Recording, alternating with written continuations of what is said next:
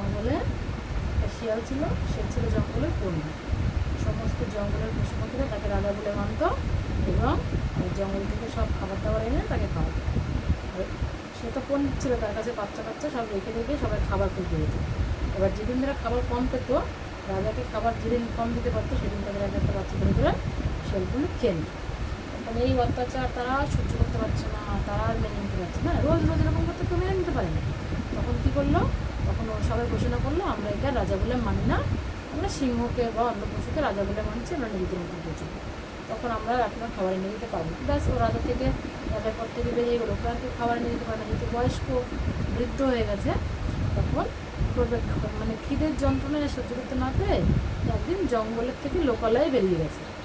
লোকালয়ে এক কাকির বাড়ির কাছে গেছে, যে আর কি জামা কাপড়, কাকি বল ধোপা জামা কাপড় কাছে ধোপাপাড়ায় পৌঁছে গেছে। ধোপাপাড়ায় গেছে, আর সেখানে তো শুধু জামা কাপড় কাছে। এবার ওই বড় বড় সিমেন্টের যে কাঁটাগুলো আছে মেসরা, হ্যাঁ, ওর মধ্যে সবাই লাল নীল জল, সার্ফের জল, সব রঙিন রঙিন জল ভর্তি হয়েছে। এবারে খিদেও পেয়েছে, পাশে ধোপার ঘর, হ্যাঁ, পাশে ধোপার ঘর রয়েছে। এবার সেখানে ধোপার ঘরে মাছ সব কিছু দেখা যাচ্ছে, দেখে অপেক্ষা করছি শিয়াল পণ্ডিত, ঠিক আছে, কোন সন্ধ্যা হবে তখন ওখান থেকে মাছ মাংস নিয়ে আমি খাবো, খেয়ে বাড়ি যাবো। এবার তো শিয়াল পণ্ডিত ঢুকে পড়েছে ঘরের মধ্যে, ঢুকে পড়েছে, সন্ধ্যা হয়েছে আর টুক করে ঢুকে গেছে।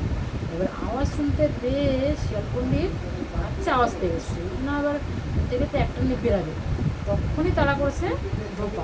তাড়া করলে এখন শিয়াল পণ্ডিত জানলাতে বেরিয়েছে, জানলাতে বেরিয়ে এখন যাবে কোথায়, এদিক ওদিক ছুটোছুটি করছে, এদিক ওদিক ছুটোছুটি করছে, ছুটোছুটি করতে করতে শিয়াল পণ্ডিত কী করেছে, গুলু জলের মধ্যে নির্জলা জলের মধ্যে পড়ে গেছে। এবার শিয়ালের গায়ে যে রং ছিল সেই রং শিয়ালেরা রইল না। মারধর খেয়ে নাকাল হয়ে ওখান থেকে ওকে তুলেছে, ধোপা তুলে মারধর দিয়ে বাড়ির থেকে তখন ছেড়ে দিয়েছে। ছেড়ে দিলে তখন আস্তে আস্তে জঙ্গলের দিকে যাচ্ছে। জঙ্গলের দিকে যখন গেল তখন তোর গায়ের রং বদলে গেছে। ও তো শিয়াল, সেটা তো সবাই জানে। তারপরে যে গায়ের রং বদলে গেছে, ওই রঙের পশু তো জঙ্গলে নেই, ভেঙে গেল নাকি। এরপরে কী করবে, যখন দেখলো না আমার গায়ের রং বদলে গেছে, আমাকে কেউ চিনতে পারবে না, তখন চিনতে পারবে না এই ভেবে তখন গেল শিয়াল পণ্ডিত গেছে, আবার জঙ্গলের রাজা হয়েছে। যে নতুন এসছে ওকে রাজা বলে সবাই আবার মানতে শুরু করেছে। এবার একে একে সবাইকে খাবার দাবার এনে দিতে হবে। এবার সবাই একে একে খাবার দাবার এনে দিচ্ছে, রাজা বলে মানছে।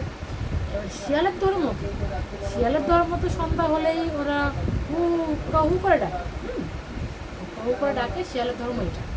তারপরে শিয়াল তো সন্ধ্যা হলে ডাকছে, হু করে ডাকে, আর বাচ্চা কাচ্চাগুলো তো ওর কাছে রেখে যায়। এবার ও ভুল করে দু একদিন ডেকে দেয়। এখন বলে কি, ও তোমার বাচ্চারা ডেকেছে, এ করেছে সে করেছে, ও দূরে কোথাও রাখছে। এবার যখনই সন্ধ্যাবেলা ওরা হু করে ডাকে, তখন শিয়াল পণ্ডিত বাগানের ভিতরে গিয়ে দূরে গিয়ে ডেকে আসে। এই তো দীর্ঘদিন চললো। এবারে একজনা দুজনা করে সন্দেহ দিল, বলছে ঠিক আছে আজকে আমি আর যাবো না, রাজার কাছে থাকবো, পাহারা দেবো। এরা নিজেরা একটা মিটিং করে আলোচনা করেছে। মিটিং করে আলোচনা করার পরে একজন দুজন করে করে লুকিয়ে লুকিয়ে রাজার ওই ডাক শোনে যে এটা তো শিয়ালের মতনই ডাক, তাহলে এটা কে ডাকে। তারপরে এরকম একদিন দুদিন করে ডাকে, জঙ্গলকে ডেকে আসে। এবার ওদের মিটিং সাকসেসফুল হওয়ার পরে এবার ওরা একদিন থেকে গেছে। থেকে যাওয়ার পরে এবার দেখে কি শিয়াল পণ্ডিত যাচ্ছে, তখন তাকে শাস্তি তো দিতে হয়। পড়িয়ে তো সেই বুড়ো সেই শিয়ালটা তো নিজের রং বদলে এরকম করেছে। তারপরে ওকে তাড়া করতে করতে করতে নিয়ে গেছে সে ধোপাবাড়ির কাছে, ঠিক আছে, ধোপাবাড়ির কাছে নিয়ে গেলে এবার কী করেছে, ধোপাবাড়ির কাছে যখনই গেছে তখনই ওকে জলের মধ্যে জলের মধ্যে পড়ে গেছে। সিঁদুরের রং ধুয়ে শিয়ালের যে রং সেই রং হয়ে গেছে। এরপরে যখনই শিয়ালের রংটা হয়েছে, ধোপা আবার দেখে ফেলেছে। আবার ধোপা ওকে খুব মারধর করেছে। খুব মারধর করলে পরে ওখানেই শিয়াল পণ্ডিত মেরে গেছে। তো কী হলো, বেশি চালাক ভালো না, আর বেশি লোকও ভালো না, বুঝতে গেছে। বললাম তো আমার সাথে কাজ আছে।